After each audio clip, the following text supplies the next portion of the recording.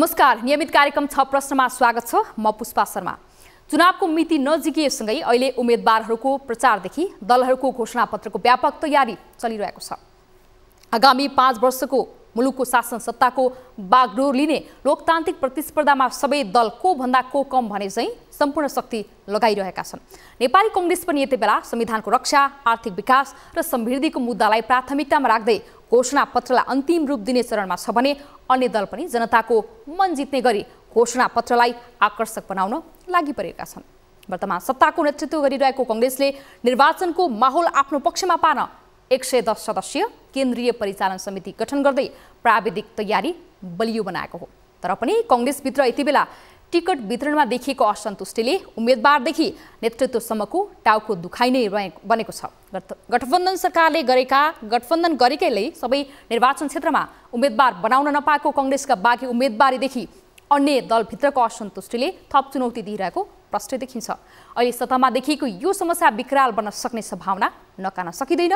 आज हामी नेपाली कांग्रेसको चुनावी तयारी, विद्यमान चुनौतीका सन्दर्भमा नुवाकोट क्षेत्र नम्बर 2 का कांग्रेसका उम्मेदवार अर्जुन नरसिंह केसीसँग कुराकानी गर्नेछौँ। यसबाहेक केसीको चुनावी तयारी, जितको सम्भाव्यतादेखि कांग्रेसको आन्तरिक राजनीतिमा केन्द्रित हुनेछौँ। आउनुहोस् आजका हाम्रा अतिथिलाई स्वागत गरौँ। नमस्कार, स्वागत छ कार्यक्रममा। धन्यवाद। निर्वाचन आउन मात्रै 1 महिना बाँकी छ, कांग्रेसले कस्तो तयारी गरिरहेको छ? होइन, हामीहरूको तयारी अब केन्द्रीय स्तरबाट पनि भर्खरै परिचालन समिति गठन भएको कुरा तपाईँले नै बताउनु भयो। घोषणापत्रहरू करिब अन्तिम रूपमा प्रिन्ट भएर बाहिर आउनु मात्रै बाँकी छ र जिल्ला जिल्लामा हाम्रा सम्पूर्ण सङ्गठन भ्रातृ संस्थाहरू पूर्ण रूपबाट परिचालित छन् र जो जहाँ जुन क्षेत्र या प्रदेशका उम्मेदवार छन् उहाँ साथीहरू पनि जनताको बीचमा पुग्नु भएको छ। तयारीको प्रक्रिया त यही हो, हामी पूर्ण रूपबाट तयार छौँ। अहिले नेपाली कांग्रेसले निर्वाचनको घोषणापत्र तयार गर्नका लागि तयारी गरिरहेको छ, अन्तिम चरणमा छ। कांग्रेसले संविधान संरक्षणको जिम्मा चाहिँ घोषणापत्रबाटै लिने गरी घोषणापत्र तयार हुँदैछ भनिरहेको छ। संविधान भनेको यत्रो वर्ष भइसक्यो, संविधान आफै म्याचुर भइसकेको छैन कि अब नेपाली कांग्रेसले अरू कुनै चुनावी एजेन्डा पाएन, चुनावी कार्यक्रम पाएन? होइन, संविधान म्याच्योर भइसकेको छ र संवैधानिक प्रक्रिया भने यो निरन्तर रूपबाट संविधान भने ब्रह्मवाक्य होइन, कुनै पनि संसारभरिको, र यो वेदको सूत्र पनि होइन, कुरान पनि होइन, पुराण पनि होइन, गीता पनि होइन। समय सापेक्ष नेपाली जनताका इच्छा र आकाङ्क्षा अनुसार त्यो परिवर्तन हुन्छ र हाम्रो संविधान पनि प्रक्रियागत रूपबाट नै परिवर्तनशील छ। यसमा देखिएका कहीँ परिवर्तन गर्नुपर्ने स्थिति छ भने त्यो पनि कांग्रेस जहिले पनि त्यसको निम्ति खुला छ।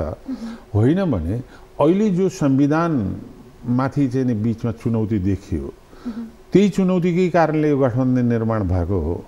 यो संविधानले प्रत्येक संसद जो नेपाली जनताको सर्वोच्चता र सार्वभौमिकताको प्रतिनिधित्व गर्छन्, त्यो संसदको पूर्णायु हुनुपर्छ 5 वर्षभन्दा अगाडि त्यो विघटन हुन सक्दैन भनेर संविधानमा स्पष्ट रूपबाट किटान भएको विषयलाई दुईचोटिसम्म संविधानमाथि नै प्रहार गरेर नेपाली जनताको सर्वोच्चताको प्रतिनिधित्व गर्ने, संसदमाथि अपमान गर्ने र त्यसको हत्या गर्ने प्रयत्नबाटै यो गठबन्धन निर्माण भएको हो।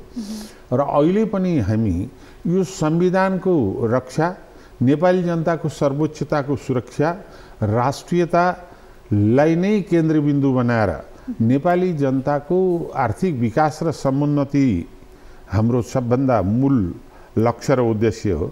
त्यो सँगसँगै समग्र नेपाली जनताको हित र विकास भनेको के हो भने किसानहरूको हित र विकास, सीमान्तकृत सबभन्दा पछि परेको समुदायको आएको सुनिश्चितता, उनीहरूको सामाजिक सुरक्षा र सामाजिक न्यायको प्रत्याभूति, उनीहरूको पहिचान, सम्मान, प्रतिष्ठा र प्रतिनिधित्वको व्यवस्थापन, त्यो लोकतन्त्रको निम्ति सबभन्दा ठुलो आवश्यक पक्ष हो। किनभने लोकतन्त्र भनेको बोल्न पाउने, लेख्न पाउने, पार्टी खोल्न पाउने अधिकारमा मात्रै सीमित हुँदैन। त्यो सँगसँगै सामाजिक न्याय र सामाजिक सुरक्षाको प्रत्याभूति पनि हुनुपर्छ। त्यो त्यतातिर नेपाली कांग्रेसको अहिले सम्पूर्ण रूपबाट ध्यान केन्द्रित छ भने अर्कोतिर युवा जमातमा जुन ढङ्गको चाहिँ परिवर्तनको आकाङ्क्षाहरू उर्लेर आएका छन् र त्यो चाहना र उनीहरूको परिवर्तनशील भावनालाई पनि कसरी समेटेर चाहिँ नि अग्रगति दिन सकिन्छ, त्यो नै अहिले नेपाली कांग्रेसको सबभन्दा ठुलो केन्द्रबिन्दु हो भने सामाजिक विकृति, समाजमा रहेका जुन विभाजित मानसिकता, त्यसलाई पनि समेटेर एकीकृत राष्ट्रिय स्वरूप र एकीकृत राष्ट्रिय भावनाको जग निर्माण नेपाली कांग्रेसले गर्न सक्छ र त्यही जग निर्माणभित्र राष्ट्र, राष्ट्रियता, नेपाली जनताको आर्थिक विकास र समुन्नतिसँगै यो देशकोलाई नयाँ गति दिन नेपाली कांग्रेस प्रतिबद्ध छ। त्यो सम्बन्धमा यहाँले युवा पुस्तालाई आत्मसात गरेको छ भन्दै गर्दा नि यो प्रत्यक्ष र समानुपातिक टिकट वितरणको र यो समानुपातिक सूचीको नाम हेर्दाखेरि चाहिँ पुरानै स्थापित भएका नेताहरू नै अगाडि हुनुहुन्छ। कसरी युवालाई आत्मसात गर्यो, युवालाई साथ दियो, अगाडि बढायो भन्ने आधारहरू के छन् त? त्यसै युवाहरू पनि छन्, तर अब हेर्नुहोस् पार्टीभित्रको आन्तरिक छलफल, आन्तरिक सोचाइमा देखिएका मति विमति तिनीहरूलाई संयोजन गर्दाखेरि जे जस्तो स्थिति आयो त्यो स्थिति आयो, त्यतातिर म फर्कन चाहन्न। हामीले जति त्यसलाई सम्बोधन गर्न सकेका छौँ त्यति भएन होला, तर त्यसको अर्थ Nepali Congress as a whole समग्र रूपबाट चाहिँ नि त्यो जमातलाई कसरी आत्मसात गरेर राष्ट्रिय मूलधारमा अथवा अहिलेको सबभन्दा ठुलो चुनौती भनेको हाम्रो संवैधानिक व्यवस्थाको होइन, हाम्रो अवस्थाको चुनौती हो। र अहिलेको मूल स्थिति भनेको लोकतन्त्रको पद्धति जो हामीले स्थापित गरेका छौँ त्यो हाम्रो चुनौती होइन, पद्धति भन्दा पनि प्रक्रिया हाम्रो चुनौती हो। र सँगसँगै त्योसँगै चाहिँ नि सञ्चालकहरूको प्रवृत्ति हाम्रो चुनौती हो। र अहिले देखिएका आर्थिक अनियमितता र भ्रष्टाचारको चाङ जुन चारैतिर देखिन्छ त्यो हाम्रो चुनौती हो। त्यसकारण त्यसलाई सफा गर्दै एउटा राष्ट्रिय दिशा दिने लोकतन्त्र, समुन्नत लोकतन्त्र, परिमार्जित लोकतन्त्र, सशक्त लोकतन्त्र निर्माण गर्दै त्यसमा चाहिँ नि युवा समूहहरूलाई पनि आत्मसात गर्ने र राष्ट्रिय विकासको गतिलाई अगाडि बढाउनको निम्ति जुन आर्थिक अनियमितता विकृतिहरू छन् त्यसलाई पनि हटाएर तल्लो स्तरको जनतासँग चाहिँ नि आर्थिक विकासको पहुँच र वितरण प्रणाली त्यहाँसम्म पुर्याउने र गाउँ विकासलाई केन्द्रित गर्ने नीति नै नेपाली कांग्रेसको समाजवादी नीति। कांग्रेसले गठबन्धन गरेर अब अगाडिको जुन निर्वाचनको परिणाम थियो त्यसलाई अलि सुधार्ने प्रयत्न त गर्यो, त्यसलाई केही सपोर्ट पनि भयो होला, तर यो भागबण्डाको राजनीतिले चाहिँ फेरि यहाँले भने जस्तो चाहिँ बहुमत पाउने क्षण चाहिँ सम्भावना कमै भयो होइन? यी स्थितिले चाहिँ जस्तो यो अवस्थाले चाहिँ नेपाली राष्ट्रिय राजनीतिमा फेरि पनि अस्थिरता हुने हो कि भन्ने त देखियो फेरि। होइन, मलाई बहुमत पाउने कुरा त मलाई शङ्कै छैन। बहुमत यही गठबन्धनले नै प्राप्त गर्छ। आगामी सरकार गठबन्धनकै निर्माण हुन्छ, त्यसमा कुनै शङ्का छैन। तर एउटा कुरा चाहिँ नि के छ भने गठबन्धन चाहना त कांग्रेस एक्लैले बहुमत प्राप्त गरोस् भन्ने थियो होइन, चाहना अहिले पनि हाम्रो चाहना त्यही हो। तर अब त्यो कति सम्भव हुन्छ म अहिले भन्न सक्दिनँ। हामी सबभन्दा ठुलो पार्टी हुने कुरा त कहीँ शङ्कै छैन, तर सकेसम्म हामी बहुमत प्राप्त दिशामा नै प्रयत्नरत छौँ। तर त्यति हुँदाहुँदै नि हामी जुन सिट सङ्ख्या लडेका छौँ त्यो परिस्थितिलाई विश्लेषण गर्दाखेरि म चाहिँ अहिले के मात्रै भन्छु भने सबभन्दा ठुलो पार्टी हुने कुरा कांग्रेस कुनै सँगै छैन। हामी बहुमतकै दिशातिर नै उन्मुख छौँ, तर गठबन्धनको बहुमत हुन्छ र गठबन्धनको सरकार निर्माण हुन्छ। तर त्यो सरकार अहिलेको सबभन्दा ठुलो चुनौती भनेको स्थायित्वको चुनौती हो। हिजो हामीले हार्दै गर्दाखेरि पनि एउटा मानसिक रूपबाट सन्तुष्ट लिने बाटो चाहिँ के थियो भने देशमा निरन्तर रूपबाट भइरहेको अस्थिरता। अब वाम गठबन्धनको सरकार बनेको छ, झन्नै 2/3 भन्दा को नजिक प्राप्त गरेको मतले अब 5 वर्ष स्थायी सरकार हुन्छौँ र हामी 5 वर्ष पूर्ण रूपबाट प्रतिपक्षको राजनीतिमा संलग्न हुन्छौँ भन्ने जुन दृढतापूर्वक गरेका थियो। आखिर तत्कालीन नेतृत्वले त्यत्रो 2/3 को नजिक ल्याए बहुमतलाई थाम्न सकेन। 6वटा प्रदेशमा भएको सरकार आफूलाई निरन्तरता दिन सकेन, आफ्नै पार्टीभित्र एकता कायम गर्न सकेन र विभाजित परिस्थिति आमन्त्रण गरेर अस्थिरता सिर्जना भयो। अब हाम्रो निर्मित गठबन्धन त्यस्तो नहोस्, जहाँ जसले जे प्रतिबद्धता गरेका छन् त्यो प्रतिबद्धता अनुसार यो 5 वर्ष चाहिँ स्थिरता र स्थायित्व कायम होस् भन्ने कुरा को प्रयत्न चाहिँ नि मेरो संसदभित्र रहेर अथवा पार्टीभित्र मेरो निरन्तर प्रयत्न चाहिँ त्यही हुन्छ। वाम पार्टी एक ठाउँमा थिए त वैचारिक रूपमा पनि एक ठाउँमा थिए, उनीहरूले स्पष्ट मत पनि ल्याएका थिए, सरकार चलाउन सकिएन, अस्थिर भयो सरकार, 5 वर्ष पूर्ण रूपमा कार्यकाल पुरा गर्न सकिएको अवस्था रहेन, अस्थिर नै भयो। अब कांग्रेसले अन्य वाम पार्टीसँग सहकार्य गरिरहेको छ, न वैचारिक रूपमा नजिक छ, न कुनै नीति सिद्धान्त निष्ठा मिल्छ, यो अवस्थामा गठबन्धन गरिरहेको छ र यसले चाहिँ स्थिरता ल्याउँछ भन्ने आधारहरू के छन्? हैन, आधारहरू भन्दा पनि हेर्नुहोस्, यो राजनीतिमा आफ्ना विचार र विमति त हुन्छ नै। लोकतन्त्र भनेकै वाद प्रतिवाद र संवादको प्रक्रिया। मैले कुनै विचार राख्छु, बहिनीले कुनै विचार राख्नुहुन्छ, अर्कोले केही विचार राख्ला, तिनीहरूको घर्षणबाट जे सार निस्किन्छ त्यो सारलाई कार्यान्वयन गर्दै लाने नै लोकतन्त्र हो। त कहाँ हाम्रो गठबन्धनभित्र वैचारिक रूपबाट चाहिँ नि विमतिहरू होला आफ्ना, तर त्यसलाई चाहिँ नि संयोजन गर्ने क्षमता नेतृत्वको हुनुपर्छ र संयोजन गर्ने हामी अगाडि बढ्नुपर्छ र मेरो प्रयत्न निरन्तर रूपबाट त्यही हुन्छ भन्ने मलाई लाग्छ र हामीले यसलाई स्थायित्व र स्थिरता दिने दिशातिर उन्मुख भएर अगाडि बढ्नुपर्छ। विचारका विभिन्नता त हाम्रो त आफ्नो छ, घोषणापत्रै पनि हेर्ने हो भने गठबन्धनभित्रका अन्य दल र हाम्रा फरक हुन सक्छन्, तर त्यसको बावजुद पनि त्यो फरकलाई एकै ठाउँ संयोजन गर्ने एउटा हमसम यदा क्षीर मियाम्बु मध्य भन्छन्, हाँसले रजहाँसले पानी र दुध सँगसँगै एउटा गिलासमा राख्दियो भने दुध खान्छ भने हाँसको नेतृत्वको क्षमता गुणको आधारमा, आवश्यकताको आधारमा, यथार्थताको आधारमा संयोजन गरेर लिएर जाने हुनुपर्छ। त्यस्तो कमी भएर नै अहिले कहिलेकाहीँ चाहिँ यदा कदा समस्या देखिया छन्, त्यो कमी हामी हुन दिँदैनौँ। अब पार्टीको नेतृत्वले चाहिँ गुणको संयोजन गर्ने हो भन्दै गर्दा अलिकति थोरै रिफरेन्स यो टिकट वितरणको बेलामा उठेको प्रश्न मैले यहाँ फेरि पनि उठाउन चाहन्छु।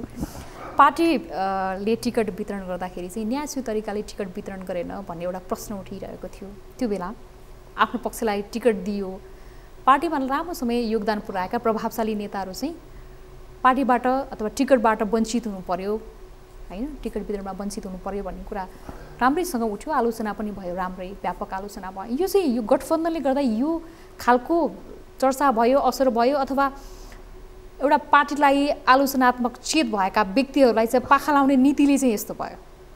हेर्नुहोस्, अब यो चाहिँ नि गठबन्धनको कारणले विभिन्न ठाउँमा जहाँ त्यस्ता हाम्रा साथीहरू परेका थिए तिनीहरू गठबन्धनको अर्को पक्षलाई दिनुपर्ने बाध्यात्मक परिस्थिति लिनुभयो। केही चाहिँ कसैको आग्रह पूर्वाग्रह र त्यहाँभित्रको पनि सीमित स्वार्थ र सङ्कीर्णताहरूले भयो होला। म त्यतातिर विभाजन गर्न चाहन्न। म अहिले एउटै कुरा के भन्छु भने हामी युद्ध मैदानमा छौँ। लोकतन्त्रको निम्ति झन्नै यो जनमत सङ्ग्रह, यो संवैधानिक लोकतन्त्र, संविधानवाद र त्यसको प्रतिरोध गर्ने पक्षको बिचमा जनमत सङ्ग्रहको स्थितिमा हामी छौँ। त्यसकारणले नेपाली कङ्ग्रेसभित्र पनि मेरो सम्पूर्ण साथीहरूसँग हामी सम्पूर्ण आग्रह पूर्वाग्रह सबैलाई थाँती राखेर यहाँभित्र देखिएका हाम्रा मनका विभिन्नताहरू, तितो टर्रो तुसलाई सबैलाई बिर्सेर अहिले एकीकृत भएर मन वचन कर्मले नेपाली कङ्ग्रेस र गठबन्धनलाई जिताउनुको निम्ति क्रियाशील हुनुपर्छ। र यी कुराहरू आन्तरिक पार्टी सुधारको सम्बन्धमा पुष्पा बहिनी म त निरन्तर सङ्घर्षै गरिरहेको मान्छे हो, लडी नै रहेको मान्छे हो। मेरो त्यो यात्रा फेरि पनि जारी रहन्छ। विकृति विसङ्गतिका विरुद्ध चाहिँ आन्तरिक पार्टी पनि, राष्ट्रिय रूपबाट पनि, संसदभित्र पनि मेरो अहिलेको उपस्थिति चाहिँ नि कुनै पनि स्वार्थभन्दा यो राष्ट्रिय स्वार्थ, पार्टीको आन्तरिक सुधारमा केन्द्रित भएर रहन्छ र समन्वय र सन्तुलन। अहिले पार्टी टिकट वितरणमा असन्तुष्टता देखाएर अथवा त्यो सँगसँगै गठबन्धनमा फरक मत राख्नेहरू चाहिँ अहिले बागी उम्मेदवार छन् कतिपय ठाउँहरूमा, त्यो बागी उम्मेदवारको असर चाहिँ निर्वाचनमा देखिने सम्भावना कतिको हुन्छ? होइन, अहिले पनि बागी उम्मेदवार साथीहरूलाई आजैको दिनसम्म चाहिँ नि पार्टीले चाहिँ नि फिर्ता लिन अथवा फिर्ताको प्रतिबद्धता जनाएर काङ्ग्रेस या गठबन्धनलाई सहयोग गर्नको निम्ति आग्रह गरेको छ। उहाँहरूमध्ये प्रायः सबैले त्यसमा बिस्तारै त्यो प्रक्रिया जान पनि होला। र त्यो बिस्तारै समेटिँदै जान्छ भन्ने मलाई विश्वास छ। हाम्रो कुराकानी जारी रहनेछ। बेला भएको छ ब्रेकको, हामी ब्रेकपछि पुनः आउनेछौँ।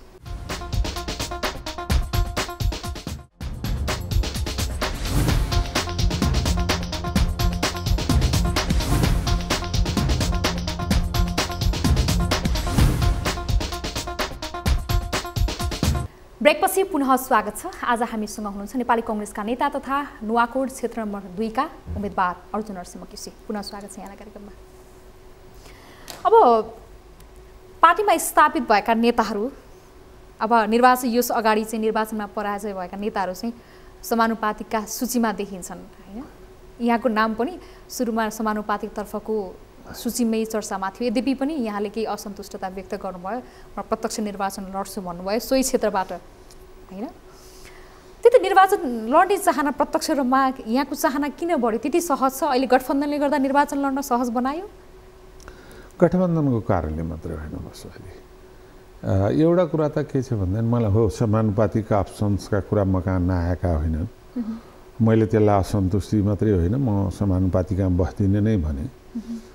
एउटा चाहिँ के छ भने मैले निरन्तर रूपबाट 2018 साल वैशाख 4 गते आजभन्दा 60 वर्ष जन्मे अगाडि म 13 वर्षको उमेरमा 17 सालको नेपाली कांग्रेसमाथि निरङ्कुशताको प्रहार अथवा संसदीय व्यवस्था विघटनको विरुद्ध 18 सालमा पर्चा छर्दा छर्दै 13 वर्षको उमेरमा पहिलोचोटि 9 दिन 10 दिन कति म पक्रेर बसे। त्यो पछिको यात्रामा निरन्तर रूपबाट म जनताको साथमा छु, देशव्यापी रूपबाट र नुवाकोटमा। मैले अब यसै पालि लड्छु होला, त्यसपछि म सायद प्रत्यक्ष निर्वाचनमा म लड्दिनँ पनि। मैले नेपाली जनताकै बीचबाट प्रतिनिधित्व गर्छु र संसदमा पार्टीको हुइप त आफ्नो ठाउँ छ, त्यो त जहिले हरेकको निम्ति अनिवार्य हुन्छ पार्टी पद्धतिमा।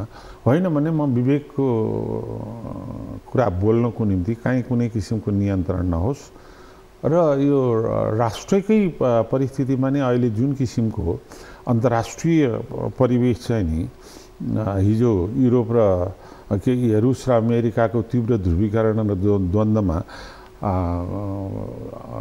झगडाको अखडा युरोप थियो भने अहिले चीन र अमेरिकाको तीव्रस्तर ध्रुवीकरण र शीतयुद्धले हाम्रै भूभाग चाहिँ नि एउटा अत्यन्त ठुलो द्वन्द्वको चपेटमा परिरहेछन् भने दुईतिर दुईटा ठुल्ठुला यो भोलिको विश्वको नेतृत्वको निम्ति कसिएका मित्र राष्ट्रहरूको बीचमा यसले राष्ट्रिय रूपबाट सन्तुलनदेखि लिएर गएर आर्थिक विकास र जनताका विविध पक्षहरूलाई समन्वय गर्नको निम्ति स्पष्ट र विवेकको विचार राख्न म निर्वाचित प्रतिनिधिको नाताले चाहे पार्टीभित्रबाट गरिएका गलत काम होस् चाहे सरकारले गरेका गलत काम होस् त्यसलाई स्पष्ट र विवेकको आवाज बोल्नको निम्ति निर्वाचित संसदको जुन नैतिक बल हुन्छ त्यो नैतिक बलले चाहिँ नि म एउटा आफ्नो योगदान दिन सक्छु भन्ने दृष्टिकोणले मैले प्रत्यक्षै निर्वाचनलाई रोजेँ।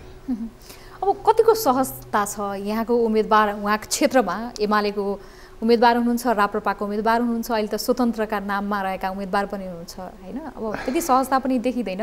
यद्यपि योभन्दा अगाडिको निर्वाचनमा यहाँ आफै सोही क्षेत्रबाट पराजय भएको स्थिति छ। यहाँका प्रतिस्पर्धी दलका नेता यस अगाडिको सांसद उहाँ फेरि पनि यहाँको प्रतिस्पर्धामा हुनुहुन्छ हैन। सहजता छ? अब मैले चाहिँ असहज देखेको छैन, मेरो आफ्नो विश्लेषण। हेर्नुहोस् यो 5 वर्षको मात्रै कुरा गरौँ, 5 वर्षभन्दा अगाडिको कुरा नगरौँ। यो 5 निर्वाचन जित्ने जुन कन्फिडेन्स हुँदै गर्दाखेरि नि निर्वाचन जित्छु भन्ने आधारहरू के छन्? होइन म यो अवधिमा म कुनै संसद थिइनँ, कहीँ पनि केही थिइनँ। म हरेक गाउँमा पुगेको छु। म एउटा कुरा भनौँ, कोभिडको पहिलो झपटको यत्रो ठुलो महामारीमा कतिजना नेता नुवाकोटको गाउँमा पुग्नुभयो मलाई थाहा छैन।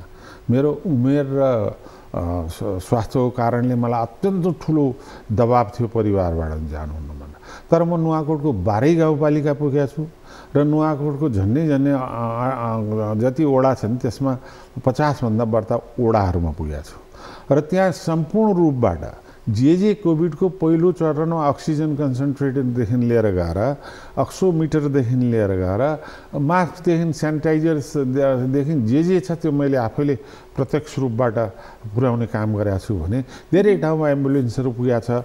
र अहिले मेरो सबभन्दा ठुलो उद्देश्य चाहिँ मैले नुवाकोटका विविध क्षेत्रमा, एउटा क्षेत्र मात्रै होइन, बाटोदेखि लिएर सिँचाइसम्मका जो बाटोघाटो सिँचाइ का कुराहरू अपुरा थिए मैले सुरु गरेका, त्यसलाई पूर्णता दिने यो 5 वर्षभित्र। जस्तो यो काठमाडौँ त्रिशुली पासाङ लामो राजमार्ग मै त्यो एक नम्बर क्षेत्रको प्रतिनिधि हुँदा सुरुवात भयो। त्यो अहिले 5 वर्षसम्म चाहिँ जस्ता तथ्य छ त्यसको सबभन्दा ठुलो विचल्ली छ र नुवाकोटको कुनै पनि नेतालाई गाली गर्ने बिन्दु चाहिँ देखिन्छ। तर यो 5 वर्ष त म आफू त प्रतिनिधि त होइन नि। त्यसै नुवाकोटको बेलकोट गढी विद्युत नगरपालिका जस्ता नगरपालिकाहरू त्यसको एकीकृत विकास परियोजना म सहरी विकास मन्त्री हुँदाखेरि त्यसलाई प्रिलिमिनरी सर्वेका निम्ति पैसा पनि छुट्याएको ती त्यसै हराए। त्यस्तै त्यहाँ औद्योगिक क्षेत्र स्थापनाको त्यो बेला खालि म मन्त्री हुँदा जग्गा नपाएर मात्रै रोकिया थियो। अहिले 5 वर्षमा केही हुन सकेको थिएन। त्यसकारणले जो विभिन्न बाटोहरू मैले आफूले बहुवर्ष योजनाको रूपमै राखेका थिएँ र अरू पनि जो विभिन्न साथीहरूले जुन जुन चरणमा मूल रूपबाट विकासको पूर्वाधारको निम्ति प्रारम्भ गरे त्यसलाई पूर्णता दिने प्रयत्न को निम्ति नै मैले चाहिँ नि आफ्नो सुरुको दिनदेखि प्रयत्न गर्छु। र सबैलाई भन्ने हो भने नुवाकोटमा मेरो बुवा आमाको नाममा थापित ट्रस्ट छ। म एक्ज्याक्टली 1-2 घटी बढी हुनसक्छ। 12-13वटा भन्दा बढ्ता एम्बुलेन्सहरू हामीले गाउँमा पुर्याएका छौँ। यो सामाजिक सेवाको क्षेत्र, शैक्षिक सेवाको क्षेत्र, स्वास्थ्य सेवाको क्षेत्रमा जुन मैले क्षेत्रभन्दा पनि हरेक ठाउँ पुर्याएको छु त्यसले गर्दा मलाई के विश्वास छ भन्दैन योभन्दा अगाडि 5 वर्षको अहिलेको कार्यकाल त म त केही पनि छैन नि। म पनि साधारण त्यहाँको मतदातै मात्रै रहे जिल्लाको दृष्टिकोणले। तैपनि हामीले घर घर दुःख सुखमा जुन साथ दिएका छौँ त्यसले गर्दा मलाई पूर्ण रूपबाट विश्वास छ कि नुवाकोटवासी मेरा क्षेत्रका दाजुभाइ दिदीबहिनीहरूको सहयोग मलाई हुन्छ भन्ने विश्वासभन्दा अरू त के भन्न सक्छ। कङ्ग्रेसलाई अर्को अहिले देखिएको चुनौती, कङ्ग्रेसलाई मात्र के भन्नु, अन्य ठुला दलहरूलाई चाहिँ अहिले यो स्वतन्त्रको रहर र लहरले चाहिँ जुन बाढी आइरहेको छ यिनी पुराना स्थापित दलहरूका नेताहरू कतै त्यही बाढीमा पर्ने हुन् कि भन्ने खालको पनि आशंका छ। अब यो नयाँ पुस्ताहरू जुन स्वतन्त्रका नामहरूमा आइरहेका छन् उनीहरू चाहिँ संसदमा पुग्ने सम्भावना अथवा राष्ट्रिय दल बन्ने सम्भावना कतिको देख्नु भएको छ? होइन, म अरू दललाई नकारात्मक टिप्पणी गर्न चाहन्न। स्वतन्त्रमा उठेका नयाँ युवाहरूलाई पनि भोलिको निम्ति प्रोत्साहित नै बनुन् तिनीहरू, उनीहरूलाई राम्रै होस्। तर कुरा के छ भनेदेखि लोकतन्त्र भनेको संस्थागत विकासको प्रक्रिया। लोकतन्त्र चाहिँ नि भ्यालु मूल्य पद्धतिले चल्छ र त्यो मूल्य पद्धतिको प्रतिनिधित्व पार्टीहरूले गर्छन्। त्यो पार्टीभित्र खराबी छ भने यही पार्टीभित्र जहाँ आफूलाई चित्त बुझ्छ त्यही पार्टीभित्र आएर सुधार गरौँ।